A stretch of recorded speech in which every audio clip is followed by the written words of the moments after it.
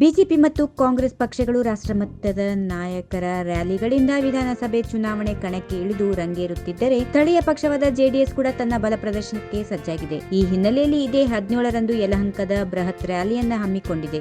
ಇಲ್ಲಿ ಜೆಡಿಎಸ್ ವರಿಷ್ಠ ಎಚ್.ಡಿ. ದೇವೇಗೌಡ ಮತ್ತು ಬಹುಜನ ಸಮಾಜ ಪಕ್ಷದ ನಾಯಕಿ ಮಾಯಾವತಿ ಸಮಾವೇಶವನ್ನ ಉದ್ದೇಶಿಸಿ ಮಾತನಾಡಲಿದ್ದಾರೆ.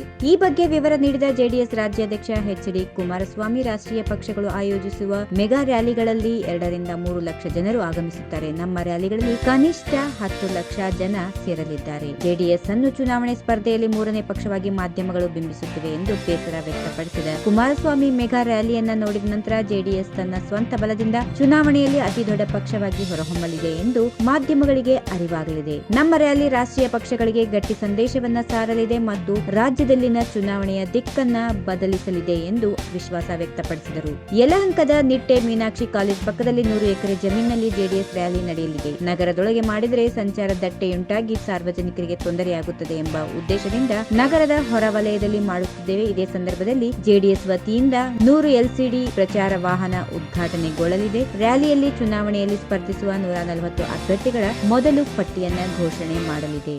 ಈ ವಿಡಿಯೋ ನಿಮಗೆ ಇಷ್ಟವಾದಲ್ಲಿ ಲೈಕ್ ಮಾಡಿ, ಶೇರ್ ಮಾಡಿ, ಸಬ್ಸ್ಕ್ರೈಬ್ ಮಾಡಿ.